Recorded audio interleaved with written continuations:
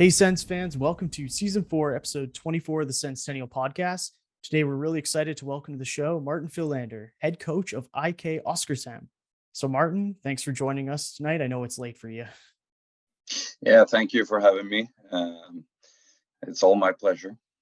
No problem. So, first off, I wanted to ask you about your hockey career. How did you get into hockey when you were younger, and how did you kind of start your career in Sweden? Yeah, I'm from a small town that's been very hockey focused since I was a kid. My dad used to play and coached my little league team, and so I just joined a team at 6 years old.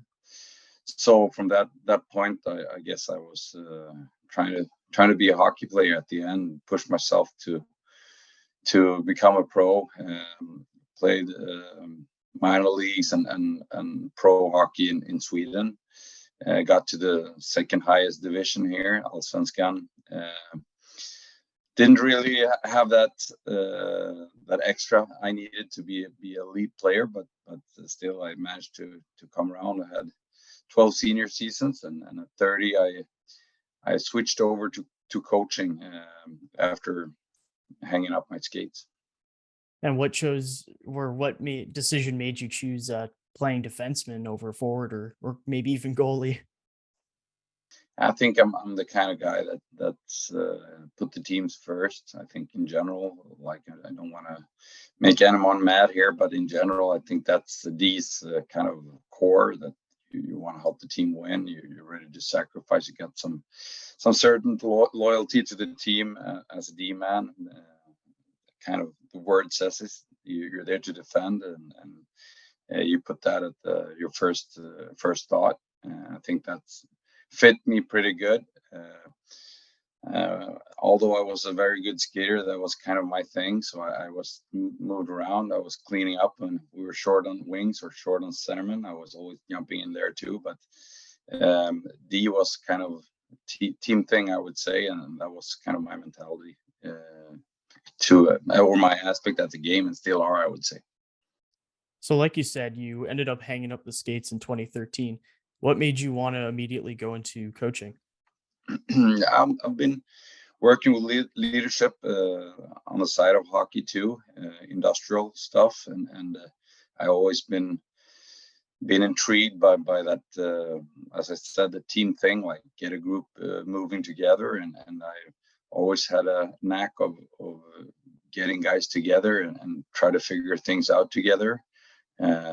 So I assembled some experience of what I thought was what I wanted as a player, but maybe I didn't really thought I got. So I kind of had some things I would like to try when I stopped playing. So I started there with a little bit experimenting, using my leadership skills from outside of hockey and adding my experience as a player and got a chance to work with young kids under 20s in Sweden, and that was really fun. Like young guys that you can help move on to become adults, and definitely try to impact them to be good human beings, and of course good hockey players at the end. So a lot of things like that pushed me to coaching, and then things moved on, and it's been a profession since. And one of those players you coached, Jiri Smejkal, he's just signed a 1-year deal with the Ottawa Senators. And so this season with your club, as you know, he scored 43 points in 49 games. He's 26, so he's moving over to the NHL in his prime years. What did Yuri bring to your roster this season? Oh, he brought a lot. I mean, he's a big body, like a Czech Hulk. I mean, he's very fit, so strong. He got a little bit of a not the smoothest stride, but he's fast for a big guy, and he can protect the puck. So for us, he was a direct impact offensively. He could make something happen and score or create stuff just on his own, just with his brute force and still pretty good hands to move through guys. Really good around the net, around the boards. But the thing about his total game is like he's a really good penalty killer too, a really good net front guy in the power play. So he's got a big versatility, and he can play like all situations. Uh, for us, as a leading player for our team, like we needed him on the ice a lot, and he averaged like 18 and a half minutes or almost 19 minutes, I think, during the whole season. So he was big piece of the puzzle to our team and our success last year. And he brought most of it, I would say. Awesome. Though that's very insightful. I mean, obviously living in Canada, we don't get to watch a ton of the SHL. So this is great for us to know. And on that note, Ottawa's general manager Pierre Dorion, he said that he could see Yuri competing for one of the bottom six forward positions on the Sens next season. So do you think, based on what you saw this season, that his skill set would be suited for a third line, fourth line role? Yeah, absolutely. It's all about what kind of mindset he has to that role, I would say. I think going to the NHL, I think you take any chance you can to get the ice time and prove yourself.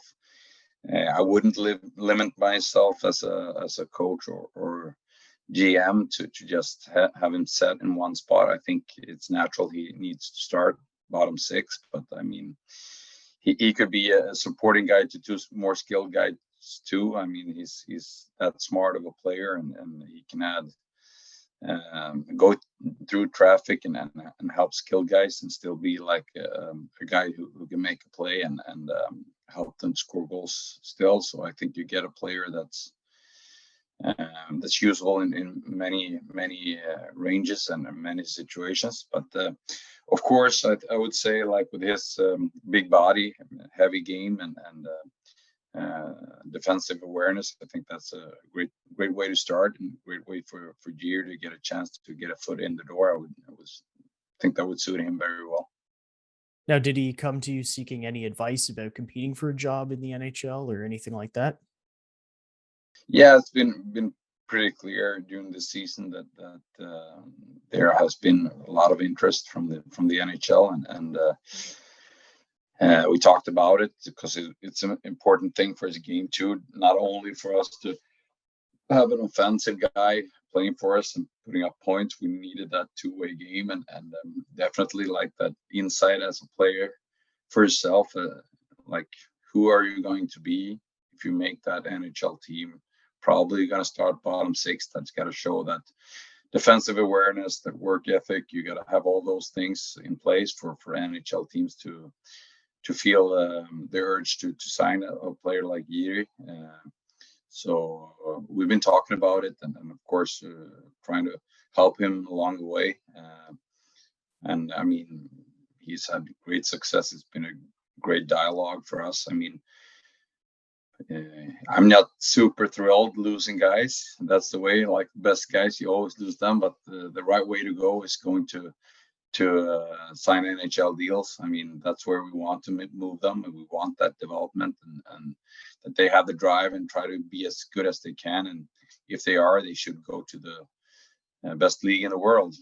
So I'm really happy for Jiri that he has like pushed his limits and earned his shot in the NHL. Did he happen to give you any insight on why he chose Ottawa of all the teams that were interested in him? No, I actually don't know.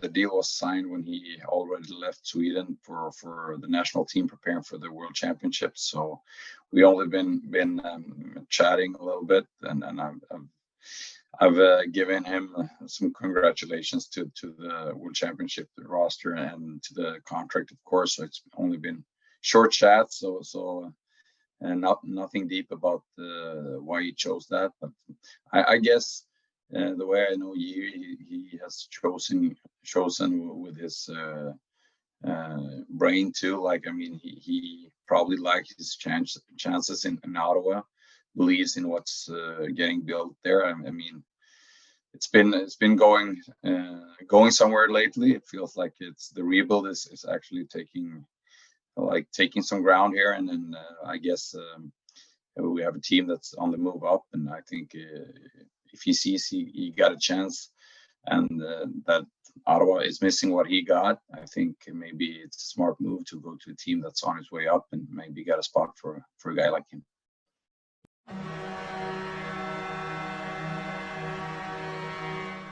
Light the lamp during the hockey playoffs with DraftKings Sportsbook. Right now, new customers can make a $5 bet and score $150 in bonus bets instantly. Game 2 of the Dallas and Seattle series is on tonight. You have Dallas at minus 210 and Seattle at plus 180. What will you wager? Download the DraftKings Sportsbook app now and sign up with code THPN. New customers can make a $5 hockey playoff bet and score $150 in bonus bets instantly. That's code THPN, only at the DraftKings Sportsbook. Let's face it, with coffee starting at $5, yes, even without any customizations, and our bank account somehow always depleting, we're officially entering a dupe session. Most products do the same thing, but are priced differently, solely based on the brand name. So a good duplicate or dupe is crucial for getting the highest quality at the best price. One dupe you definitely shouldn't sleep on: Raycon wireless earbuds. Raycon is premium audio at the perfect price point, so you can listen to whatever you want, whenever you want, without breaking the bank. Right now, as you all know, groceries, they're costing you a lot. So you don't want to be spending too much money on other purchases like your earbuds. Raycon's mission is to prove that you shouldn't have to pay an arm and a leg for quality sound and essential smart tech listening features. You can get a pair and a spare and still pay less than you would with some of those other more big name tech brands out there. Raycon knows that in this economy, every purchase needs to be perfect.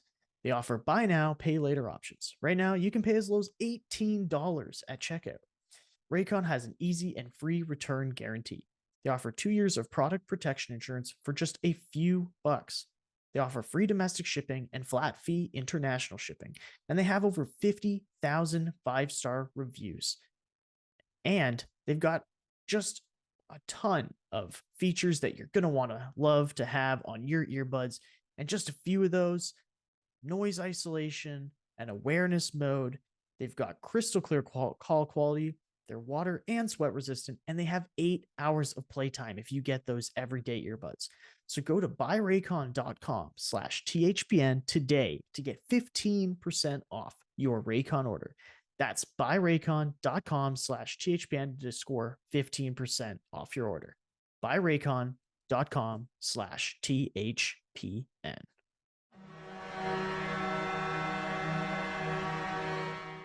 Yeah, and I think especially in Ottawa's current situation, they're going to be a bit tight with cap space for the first time in what feels like a very long time. So I think also bringing in a guy like him from Europe on an entry level deal helps Ottawa too, and maybe helps find them, a hidden gem playing in Europe. So I think we're excited to see what he can do at the NHL level. But you brought up that he's representing Czechia at the 2023 IIHF World Championships. What can we expect from him there, and what do you think his role will be on that team? Lately, he has been playing a very big role. Last year before this, he played both the Olympics and the World Championships, and he'd been on the first or second unit power play, first or second unit PKs. I've been playing at least top 9 roles, mostly maybe second line roles. So I expect him to have a pretty big role. I think Jalon, the head coach there, he likes Jiri very much and trusts him at all situations. So I think it's a good spot for him to compete at the highest level. So more or less like last 3 years, he has played all the national team games more or less. So I think he's like a core guy for the Czech Republic for this World Championships. So we've talked a lot about his on ice play. What kind of player is he away from the rink? He's very determined, very calm, easygoing guy. When you sit down and you scratch the surface, he's a fun guy to have a good dialogue with. But he's very, he set his goals where he wants to go, and that's been like his priorities, choosing where he plays and stuff like that. So and then he likes going back to Czech a lot. He's been taking care of his little brother. He's a teenager and playing in the juniors or maybe just below junior. So he's a hockey player too. So as soon as we got 2 days off, he flew back to Czech and supported his brother and took care of his body with his physios and stuff like that. So he's a family guy. I mean, I think he's just a normal guy. Like he got his feet on the ground and he puts the team first. And I mean, he's just a good normal guy, I would say. Now, in the locker room, is he more of like a quiet, reserved, focused guy, or is he one of the maybe more vocal leader like players in the room? No, he's more of a quiet, reserved guy. I mean, he as a coach, I think I talked to him a lot and like man on man to get his take on things, especially when you're an import. You can come as first year guy. Now he was only there at our place for 1 year and a lot of new things. So I think it was a lot of things to adapt to when he got here. So and then when he started building up, it was more leadership on the ice. Off the ice, I would say he always took care of business, but he was quiet and just went with the flow there and was very professional. But when we came to discussing like team things and hockey things, it was more like man on man kind of stuff with me as a coach, at least. Cool. Well, I think I've asked you all I can about Yuri, so I'll move on to another Senators player who is actually moving over to your club for the next 2 years, and that would be Viktor Lodin. So Viktor Lodin's been playing mostly in Belleville over the last little while for the Sens, but what do you think he can bring to your club next season? First of all, we're really happy that he chose to come to us. We play a very creative style of hockey here. We stand out in the way we play our game in this league. Normally, Sweden is pretty technical and tactical and so on, but we play a very possession-driven style of hockey. I want the players to be challenging their opponents and playing with a big courage. And when we look at Viktor and his assets, I mean, he's a great skater. He's very talented. Like he's so creative on the puck, and I think he's a perfect fit for our game. It's hard to say, but coming into the team, I expect him to be a top 6 guy and be a creative guy, put up some points for us. I know he's been struggling this year with some injuries through the season. And hopefully he can stay healthy, but I think that's a part of his journey too, like preparation and maybe learning to play under some pressure and expectations. And I think he is embracing that situation with us, and he knows that he comes to us to have a big role and develop both as a person and as a player. But his hockey IQ, his creative style, and speed is what we see as his biggest assets, I would say. Awesome. Well, before you go, this wouldn't be a Senators podcast if I didn't ask you about famous Sens alumni around here, and that would be Daniel Alfredsson. And his name's been mentioned and thrown out there as a possible candidate for a front office role in Ottawa once new ownership ends up being put in place. So I know he's been retired for quite some time now, but is Alfie still considered a popular role model among some of the Swedish players you've coached? Yeah, definitely. I mean, he was a huge player. He went a little bit under the radar from the beginning. It was a lot of Forsbergs and Sundins, and then Alfredsson was kind of in the shadow of those guys in the beginning. But the longer his career went on, the more respect he got. I mean, he's up there with the biggest guys, especially of that era. So smooth and smart, still can play a gritty game when he wanted to, but very skilled and good leader. and took charge of things and helped the Swedish national teams in various ways, I would say. So I mean, he got huge respect, and still now soon the kids are too young to remember him, but still he got a lot of respect, and I mean, he's a big guy in Swedish hockey. So for us, he's a huge guy, and if he gets a front office spot, I think that's really something for us Swedes to be proud of. It's tough to get those spots in the NHL, and we know that.